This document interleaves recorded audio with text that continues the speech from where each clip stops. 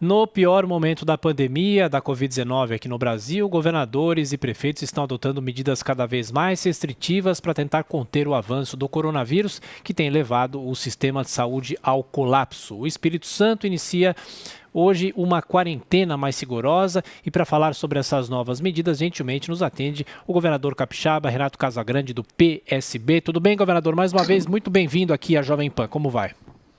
Bom dia, Tiago, bom dia, Larissa, bom dia aos que estão nos acompanhando pela Jovem Pan, alegria estar com vocês. Muito obrigado. Aliás, governador, eu vi uma participação do senhor, acho que anteontem, na Câmara dos Deputados, lá naquela sessão do Senado, na verdade, né? E o senhor falava sobre as medidas que deveriam ser adotadas, o senhor falava em possibilidade de restringir voos entre os estados. Eu pergunto, esse momento desafia de que maneira o gestor público? Porque se de um lado o senhor fecha, há, claro, a reclamação de comércio e de empresários. Como é possível conseguir um meio termo num momento como esse em que há esse colapso nos hospitais? Não é fácil conseguir um meio termo um ano e alguns meses depois de iniciar a pandemia, mas é preciso que a gente tome medidas. O gestor não pode deixar de ter atitudes para a gente poder salvar vidas, é o caso que a gente está fazendo aqui no nosso estado. E a quarentena aqui é a quarentena preventiva, para a gente poder não deixar o sistema de saúde entrar em colapso. Nós, desde o primeiro momento, a gente conseguiu atender todos os capixabas. Em algum momento, nós atendemos pacientes do Amazonas, de Rondônia, de Santa Catarina, mas chegamos anteontem aqui a ultrapassar os 90% de ocupação de leito de UTI. Então, chegamos a 91%. Nossa matriz de risco aqui diz que quando a gente chega a 90%, a gente tem que disparar um gatilho com medidas transversais que possa reduzir a transmissão do vírus e possa reduzir a demanda hospitalar através de outras enfermidades ou outras necessidades, por caso de trauma, doenças respiratórias. Quando você reduz a interação, você reduz doenças respiratórias, você reduz trauma através dos acidentes, isso sobra leitos para atender Covid. Então, por isso que a gente tomou a decisão preventiva para a gente poder manter o atendimento a todos os capixabas. O estado do Espírito Santo é o estado que mais abriu leito per capita no Brasil e nós queremos que isso sirva com dignidade a todos os capixabas. Mas, lógico, como você disse, enfrentamos aí dificuldades porque uma parte das pessoas nega a doença, né? Isso é presente na história do mundo, né? Toda a pandemia, toda a crise, tem aqueles que negam, que não se convencem de que o vírus tem, de fato, um efeito. Então, uma parte das pessoas negam e esse negacionismo muitas vezes está vinculado a uma posição ideológica e isso rebate efetivamente na crise que a gente está vivendo. Outra parte, com toda a legitimidade, reclama porque a situação econômica das pessoas é muito difícil no momento em que você tem que restringir a atividade econômica. Então, tem que conviver com isso, dialogar, mas as decisões têm que ser tomadas. O que eu estou pedindo ao ministro novo da Saúde é que ele possa, com o conhecimento que tem, com a importância que ele tem que dar à ciência, ele possa coordenar uma ação nacional que envolva os governadores, os prefeitos, para a gente tomar algumas medidas que reduzam a interação nacional, como, por exemplo, transporte interestadual, transporte aéreo. Acho que tem medidas que a gente possa tomar nos aeroportos, nas rodoviárias, nesse transporte, que possa reduzir a interação no Estado. E as nossas medidas reduzir a interação dentro de cada Estado. Então, tem um trabalho a ser feito por uma coordenação nacional que o ministro pode liderar isso junto conosco. Governador, agora a pergunta é de Rodrigo Constantino. Bom dia, governador. Eu gostaria de saber até quando, né, essas medidas restritivas, uma vez que a vacinação em massa é uma realidade distante, né, e em vários países, porque falta vacina para todo mundo, fechar, trancar em casa, você pode ganhar algum tempo, né? Essa era a ideia, inclusive, há um ano. Mas e aí? Quer dizer, cada vez fica mais insustentável por causa da reação econômica disso. Então, até quando isso? E a questão dos hospitais de campanha também nessa história, onde é que entra isso? Olha, Rodrigo, até quando aqui no estado são 14 dias. Começamos hoje, dia 18, e vamos até o dia 31 Esperamos que nesse tempo a gente consiga reduzir a transmissão do vírus e a gente acomodar e organizar, né, o serviço de atendimento hospitalar para que a gente mantenha nessa fase mais crítica da doença no Brasil, não é só no Espírito Santo, a pior fase da doença é essa. O Brasil se transformou no epicentro da doença no mundo. Então, assim, nós estamos vivendo uma interação e uma transmissão do vírus muito intensa. A positividade, o número de pessoas que faz o teste e que identifica que é positivo é uma das mais altas da história da pandemia. O número de pessoas que demandam leito hospitalar também é o mais alto. Então, assim, nós estamos vivendo este momento, os 14 dias, para a gente tentar dar uma freada e a gente continuar atendendo, abrindo leitos, atendendo as pessoas. Então, eu espero que nesses 14 dias a gente resolva esse assunto, que é um assunto importante. Mas sabemos que a gente tem que fazer compensações. Então, amanhã vou anunciar medidas compensatórias, né, para a área, para a economia, para as pessoas que têm alguma restrição neste momento.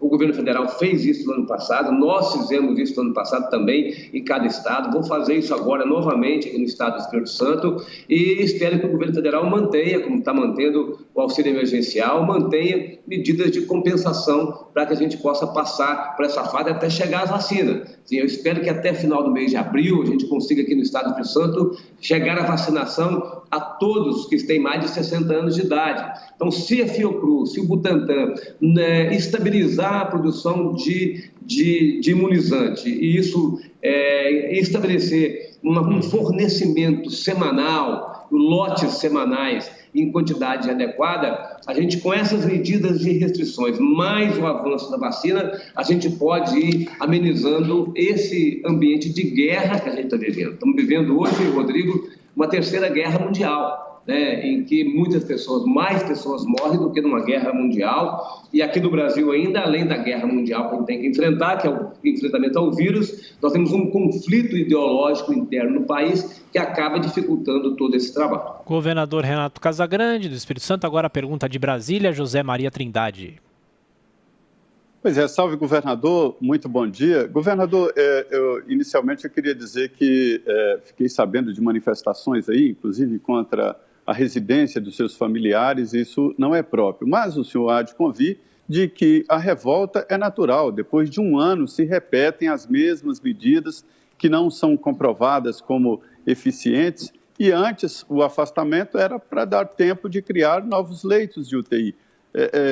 A impressão que eu tenho é que chegou um limite, não tem nem mais profissional. Não adianta fisicamente criar uma UTI se não tem profissionais para operar. E noto também um constrangimento dos governadores. Nós falamos aqui com o governador de Minas, Romeu Zema, e com o senhor, e vejo o mesmo constrangimento em determinar uma medida tão séria quanto fechar um estado. Quer dizer, não há mesmo nenhuma outra medida possível para atenuar a curva de mortes e de infectados? É só fechamento, é só lockdown?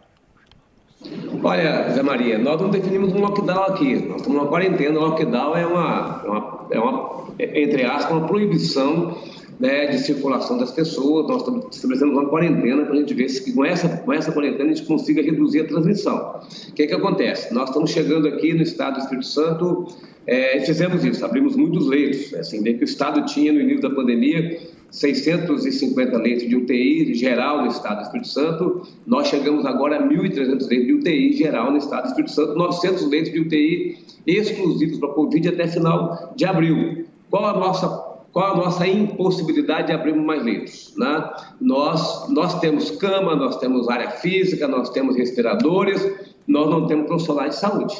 E os profissionais de saúde estão todos eles recebendo proposta para ir para um lugar ou para outro. Então nós não temos profissionais de saúde. Então há um limite na abertura de leitos, especialmente leitos de UTI, porque profissionais intensivistas é difícil da gente encontrar, né, para poder trabalhar como estão trabalhando hoje, a exaustão. Então temos um limite na abertura de leitos de UTI. Aí você tem que fazer uma opção. Nós estamos desencontrados entre a expansão de leitos de UTI que tivemos, né, com a vacina. O primeiro momento da expansão de leito de UTI foi para a gente poder dar tempo de atender as pessoas contagiadas. Muitos de nós fizemos isso. Aqui no estado nós fizemos isso. Não faltou leito de UTI até agora para ninguém. E a nossa medida, que é preventiva, é para que continue não faltando. Mas no primeiro momento nós avançamos na expansão de leito para poder dar tempo das pessoas serem atendidas. E fizemos, então, no início da pandemia, uma restrição. Depois a gente foi aprendendo a conviver com a pandemia e conseguimos fazer, durante o ano de 2020, uma convivência entre alguma restrição e as atividades econômicas e sociais. Nesse tempo, a gente achava que ia chegar a vacina com mais velocidade, porque o anúncio do ano passado é que, no final do ano passado, nós já tínhamos alguma vacina. E tivemos alguma vacina a partir de janeiro e fevereiro, mas em quantidade muito pequena. O que está mais normalizando é agora no mês de março. Se nós tivéssemos começado a vacinação um pouco antes, nós não tínhamos esse desencontro que nós estamos tendo. Então, não teríamos tido necessidade de fazer uma outra restrição, como nós estamos tendo que fazer agora, porque se a cura é a vacina e leito de hospital, a gente tem um limite de abertura por falta de profissionais de saúde, o único remédio que nos sobra é tentar reduzir a transmissão, e reduzir a transmissão é reduzir a interação. Para fechar, governadora Adriana.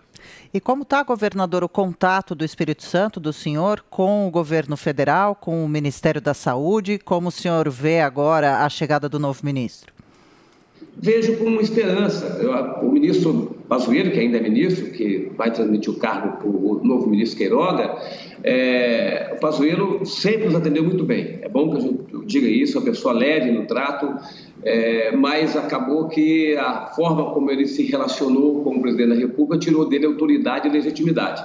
Eu espero que o novo ministro ele conquiste autoridade e legitimidade perante o presidente da República, que tem uma posição negacionista, que todos nós conhecemos, é pública a posição dele, e o ministro tem uma posição pela ciência. Então, que ele consiga conviver com o presidente e convencer o presidente de que a ciência é o caminho que deve orientar o trabalho do Ministério da Saúde e as medidas que ele tem que tomar, especialmente na busca de uma centralidade nacional de coordenação pelo Ministério com relação à compra de vacinas, com relação à conversa com os governadores. Tem visto os governadores muito angustiados, né, porque já começa, em alguns estados, a faltar os insumos necessários para a sedação de pacientes, começa a faltar o básico para que os leitos de UTI continuem funcionando. Tem o leito de UTI, mas não tem os insumos. Então, essa coordenação nacional, às vezes de compra de medicamentos e de insumos no Brasil e fora do Brasil,